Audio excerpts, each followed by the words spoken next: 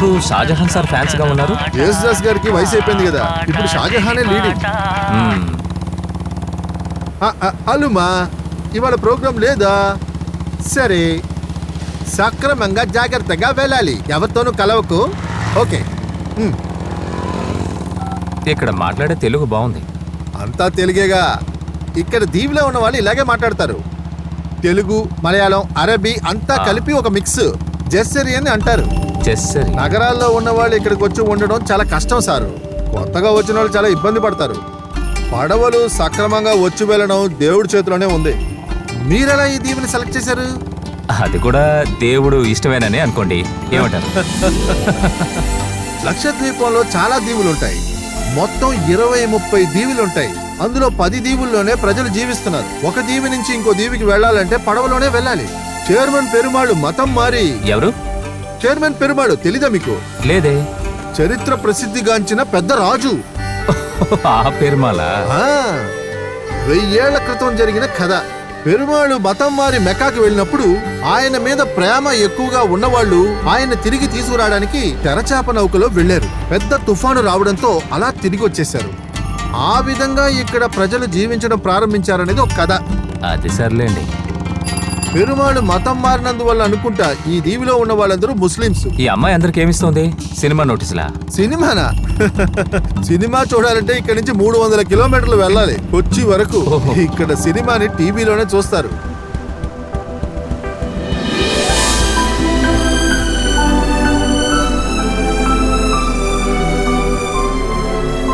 ఇదే మీ కాటేజ్. ఎలా ఉంది ప్లేస్? నిజంగా ఈ ప్లేస్ అదిరిపోయింది. మీ ఫ్యామిలీ?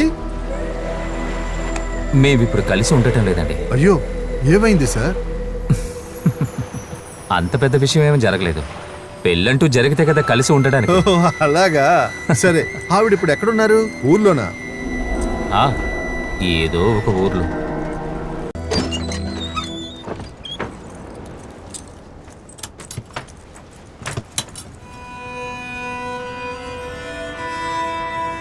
ఈ చోటు అంత సేఫ్గా ఉన్నట్టు లేదే. థింగ్స్ అన్నిటిని ఇక్కడ నమ్మి పెట్టి వెళ్ళొచ్చా? ఇలా చూడండి సార్, నగరాల్లో జరిగే విధంగా ఇక్కడ జరగదు సార్. దొంగతనం, సారాయి, కుక్కలు, పావులు, ఆత్మహత్యలు. పర్వాలేదే. సినిమా గురించి ముందే చెప్పానుగా. బైక్ ఇక్కడే పెట్టాను, స్పోర్ట్స్ కౌన్సిల్ది. ఉంటాను. దీనికి హెల్మెట్ అక్కర్లేదా? 5 అడుగులు వెడల్పున్న రోడ్డు, 15 కిలోమీటర్ల స్పీడు. దీనికి ఎందుకు సార్ హెల్మెట్? అలాగైతే ఓకే.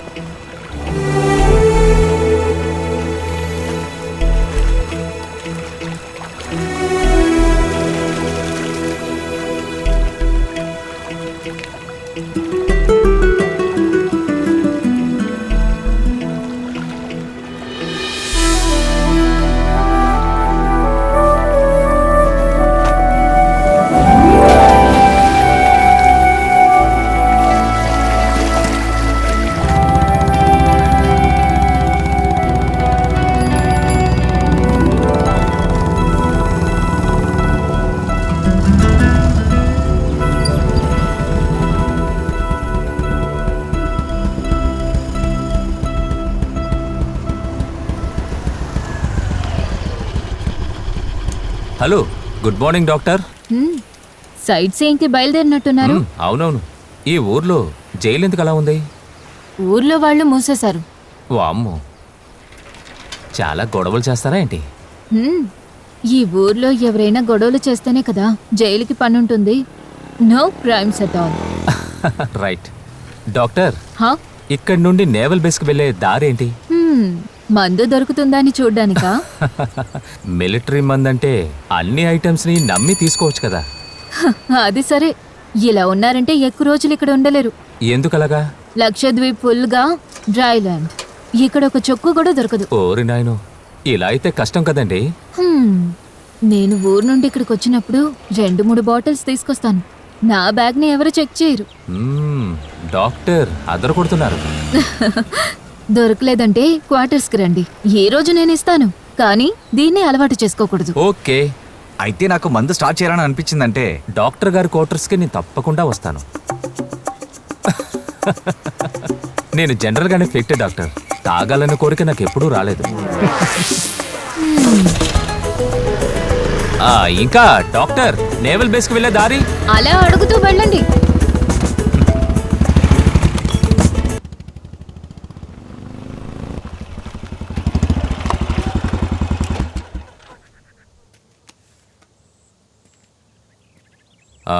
హలో, లేదు ఇంకా. ఓ అలా.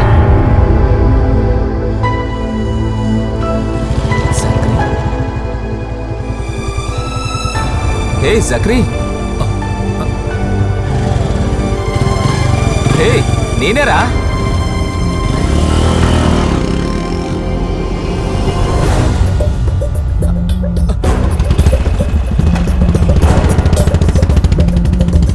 రే జక్రియా,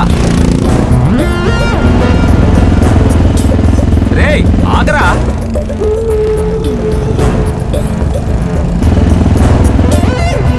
రే నేను రా శాంతను, బండాపు. రే జక్రియా, నేనే శాంతను.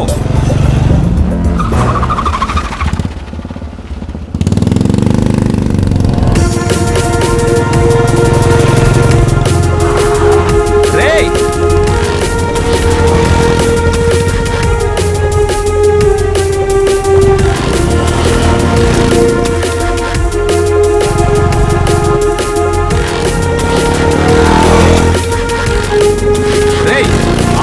ఏంటైనా చేస్తున్నాడు? వెనకాల వెళ్ళేది మన ఇన్స్ట్రక్టర్ కదా. ముందే లేది లైట్ హౌస్ జక్రియా సారు. ఏదైనా గొడవంటావా? ఆయన వచ్చినప్పటి నుంచి లైట్ హౌస్ ఎక్కడ అడుగుతూనే ఉన్నారు. ఇది పట్టుకో.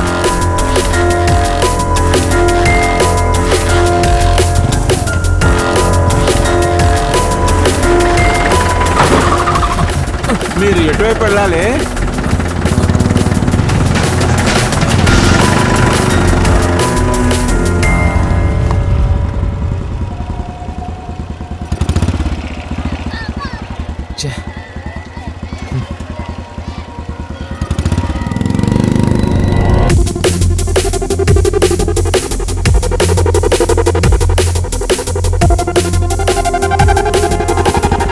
సార్ ఏంటి? జక్రియా ఎక్కడ? జక్రియా సార్ ఇక్కడ లేరు. ఎక్కడికి వెళ్ళారు? ఆయన ఎక్కడికి వెళ్ళారో తెలీదు. ఎప్పుడు వస్తారు? ఎప్పుడు వస్తారో కూడా తెలీదు. మీ పేరేంటి? నా పేరు కూడా నాకు తెలీదు.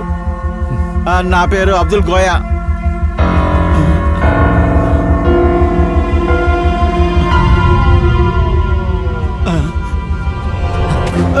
జరగవయ్యా. సార్ సార్ ఇవాళ ఒక్కరోజు అక్కడికి వెళ్ళకూడదు. ఎందుకు? ఇవాళ శుక్రవారం. సార్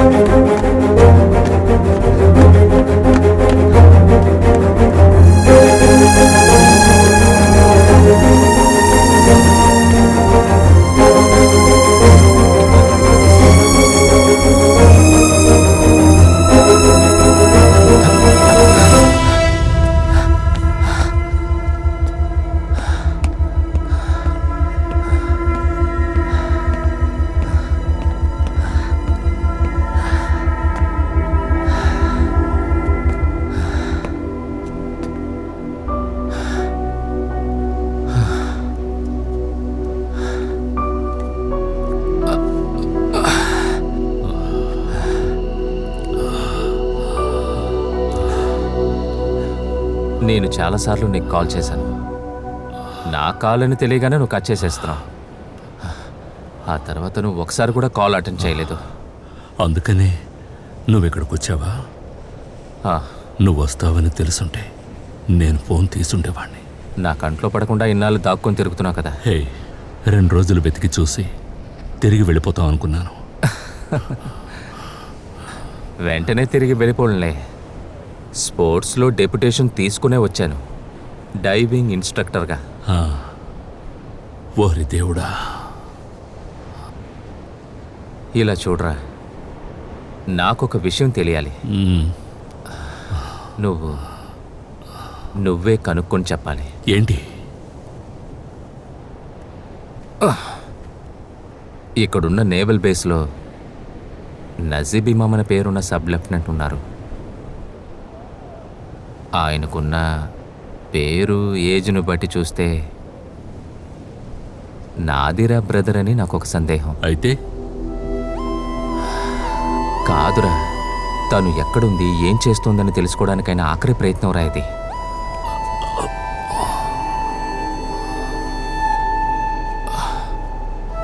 నేను స్వయంగా వెళ్ళానంటే వాడు ఖచ్చితంగా నన్ను వాడు కనిపెట్టేస్తాడు. తర్వాత అంతా వేస్ట్ అయిపోతుంది. ఇందులో ఛాన్స్ తీసుకోవడం అంత కష్టంరా. అందుకని నువ్వే నా నోరు కోసం. ముయ్యరా, ఇక్కడి నుంచి దూకి చావు. 40 ఏళ్ళొచ్చాయి, బుద్ధి లేని గాడిద ఇంకా ఏడుస్తున్నాడు ఆ పాత ప్రేయసిని తలుచుకొని.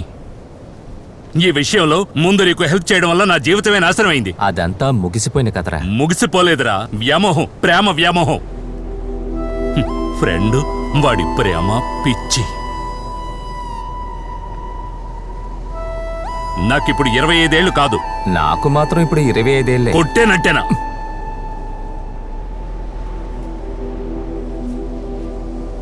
కెప్టెన్ జకరియా లీవ్లో వచ్చినప్పుడు కొడుకు ఒక ఫుల్ బాటిల్ తీసుకొస్తాడని రిటైర్డ్ పీటీ ఆఫీసర్ వెయిట్ చేస్తూ ఉన్నాడు మా నాన్న. కానీ నేను పని మానేసి పెట్టే బేడతో వెళ్ళిపోయాను నీ వల్ల. ఉద్యోగం లేకపోవడం వల్ల పిల్లనిద్దామనుకున్న వాళ్ళు ఓ నమస్కారం పెట్టి వెళ్ళిపోయారు. అప్పుడు ఎవరికి నష్టం? నాకేగా. ఆ తర్వాత ఈ లైట్ హౌస్లో ఉద్యోగం దొరికింది. తలంతా నేర్చిపోయింది. కానీ ఒక అమ్మాయిని పెళ్లి చేసుకుందామనుకుంటే సరిగ్గా ఎంగేజ్మెంట్ రోజునే ఎవరితోనో లేచిపోయింది. యాజ్ యూజువల్ నా పరిస్థితి మళ్ళీ సింగిల్ జీవితం. ఎరా, జీవితంలో పెళ్లి చేసుకోవడం పెద్ద విషయమా? నాకు పెద్ద విషయమే. అలాగైతే నీకు 3వ పెళ్ళి నేను చేసి పెడతా. మీ నాన్నగారికి ఎన్ని బాటిల్స్ కావాలన్నా నేను కొనిస్తా. కానీ ఈ విషయానికి మాత్రం నువ్వు నాకు ఎలాగైనా హెల్ప్ చేయి. జకరియా సార్, పిచ్చి వెధవ. వద్దు, వదులు గోయా. రండి. వదలమంటుంటే చెప్తాను. వదులు. అరే.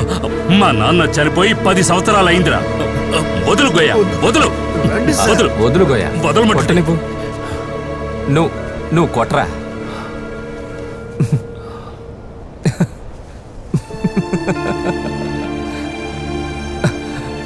ఇలాంటి మాటల్ని, అవమానాల్ని ఎన్ని సంవత్సరాలుగా వింటున్నాను. సొంత వాళ్ళల్లో, కుటుంబంలో పిల్లలు ఎవరైనా ప్రేమించినా సరే, పారిపోయినా సరే నిందేమో నా మీద. నన్ను చూసే అందరూ నేర్చుకున్నారని.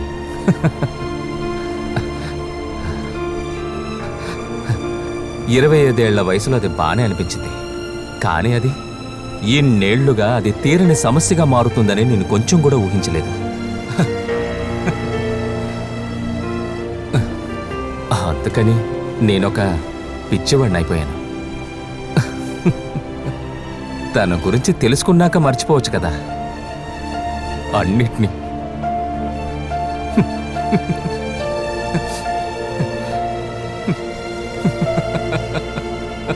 జకరియా సార్, ఈయనకి నిజంగానే పిచ్చే. మీ చెల్లెలకొచ్చిన అదే పిచ్చి, ప్రేమ పిచ్చి.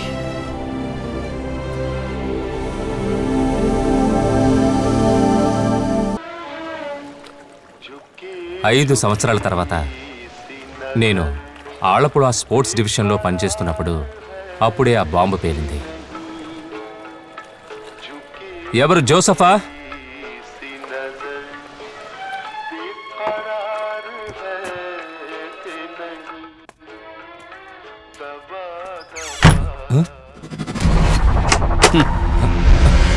ఎవరు? చెప్తాను. వదలండ్రా.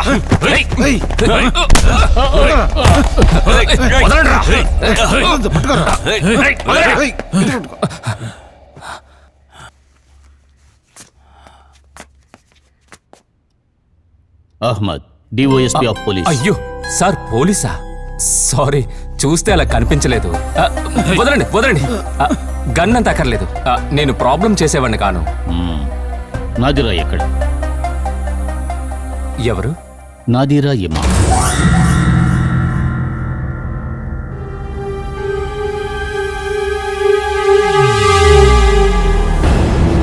చెప్పరా.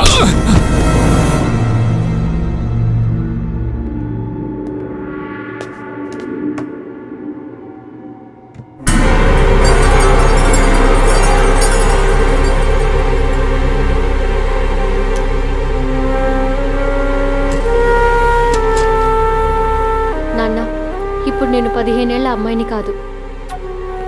ఇప్పుడు మీరు శాంతనుని శిక్షించలేరు. నేను ఆయన్ని ప్రేమిస్తున్నానని లేదా ఆయన నన్ను ప్రేమిస్తున్నారని. ఇప్పుడు నేను శాంతనతో వెళ్తున్నాను. నేను ఎక్కడున్నానో కనిపెట్టాలని ప్రయత్నించకండి ప్లీజ్.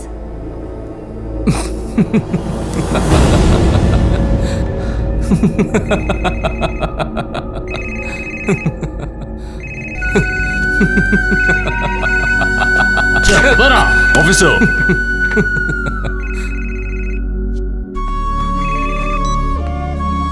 నదీరా, నువ్వెక్కడున్నావు? శాంతను అక్కడ ఉన్నారా లేదా? ముందు నేను అడిగిన దానికి సమాధానం చెప్పు. శాంతనుకి ఫోన్ ఇవ్వండి.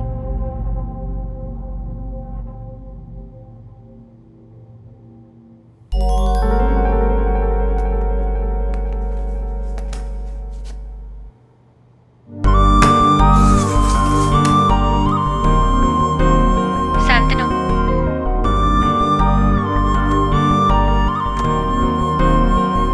శాంతను, హ్మ్, నిన్ను వాళ్ళు కొట్టారా? లేదు. నిన్ను వెతికి కనపట్టడానికి నేను చాలా కష్టపడ్డాను, కానీ నాన్నకి లేదు. అందుకే ఇలా చేయాల్సి వచ్చింది. It's okay. నేను మాట్లాడింది ఖచ్చితంగా ఆయన వినిపించుంటారు. హ్మ్, 5 సంవత్సరాల తర్వాత నేను మీకు చెప్పాలనుకున్నది ఆయన ద్వారా మీకు చెప్పేశాను. నేను అనుకుంటున్నది మీరు అనుకునేది ఒకటే అయితే మీకోసం ఎన్ని సంవత్సరాలైనా ఎదురు చూస్తూ ఉంటాను. ఎదురు చూడాలా వద్దా? ఎదురు చూడాలి. ఇక చాలా అపరాధిరా. నాన్న, నన్నెవరూ కిడ్నాప్ చేయలేదు. అజ్మీర్కి వెళ్ళాను. ఇప్పుడు ఇంటికి తిరిగి వచ్చేస్తున్నాను.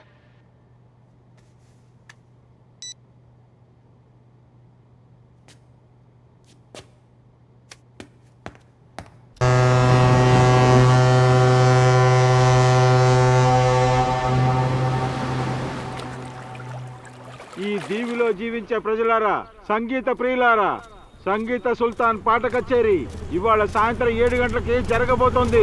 ఈ రోజు సాయంత్రం 7 గంటలకి నవరత్తి పంచాయతీ హాల్లో జరగబోతోంది.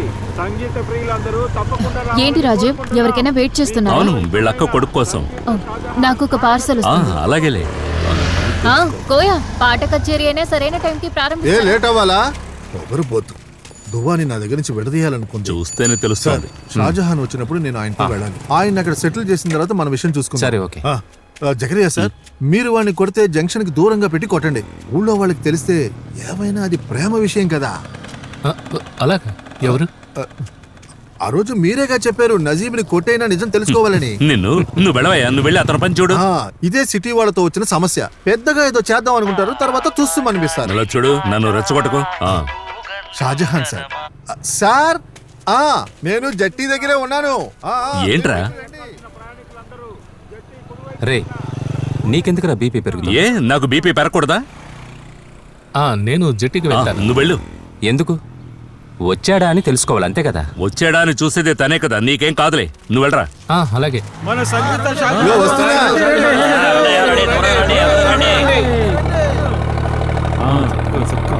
సంతోషంగా చూస్తాను. లేడు, చూశాను. హలో, లేదు, తర్వాత బోట్ వచ్చింది, చూస్తాను.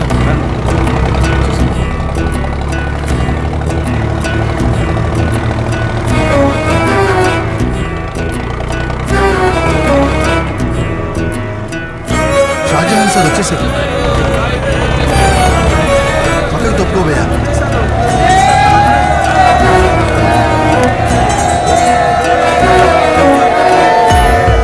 హలో షాజహాన్ గారు, రండి. ఎలా ఉన్నారు? చాలా కాలం చూసి.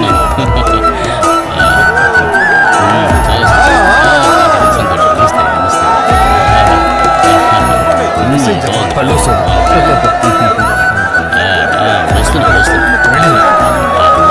చాలు, పక్క తప్పుకోండి. తప్పకుండా. ఊళ్ళో వాళ్ళందరూ చాలా సంతోషంగా ఉన్నారు. వస్తున్నా. ఓ, అలాగా? అలాగే.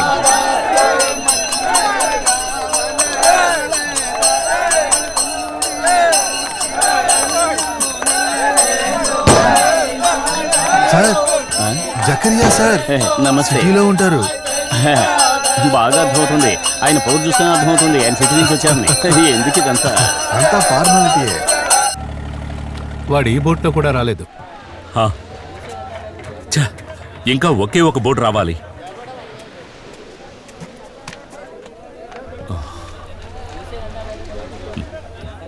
ఒకవేళ వాడు రాకపోతే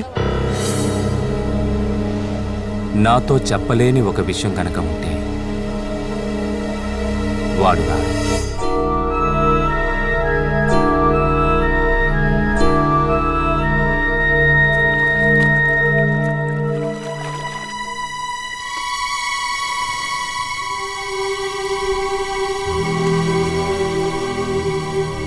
అయితే దీనికి ఒక ముగింపు వచ్చినట్టే. ఏమైంది? వచ్చాడా? ఏమైందని అడిగాను. ఏం కాలేదు గోయ, వాడు రాలేదు. వాడు తిరిగి రావడానికి వెళ్ళలేదు. నేనేమో మీ అందరినీ వేస్ట్గా రే పోనీలేరా. ఉంటాను.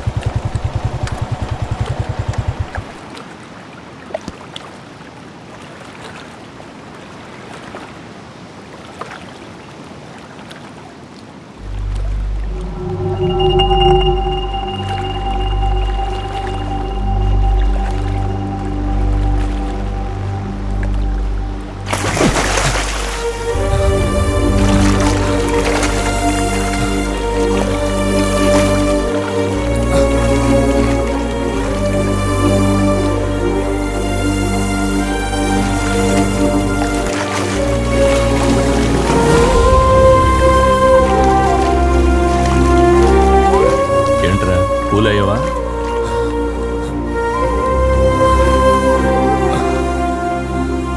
ఒకేసారి మునిగిపోదాం అనుకున్నావా? పోరా. ఒక్కటిచ్చానంటే చూడు, కట్టేసిన మేకలాగా ఒకే చోట తిరిగి తిరిగి వచ్చి ఇప్పుడు ఏమీ లేదంటావా? ప్రేమ విషయంలోనే కాదు, ఏ విషయంలో కూడా ఒక మనిషి ఇంత నిజాయితీగా ఉండకూడదు. అందుకే ఈ ప్రపంచం ఇలా తయారైంది. అర్థమైందా? నేను నా లైఫ్కి అంత ఇంపార్టెన్స్ ఇవ్వలేదు. వదిలేరా, అది అయిపోయిన విషయం. సరే గాని ఇప్పుడు ఏం చేయాలి? ఇక్కడుండే ప్రయోజనం ఏముంది? పోతే మాత్రం ఆత్మహత్య చేసుకోవడానికి నేను పెరిగేవాడిని కాను. కాకపోతే ఊపిరిపోయేంత వరకు సంతోషంగా బతకలేను.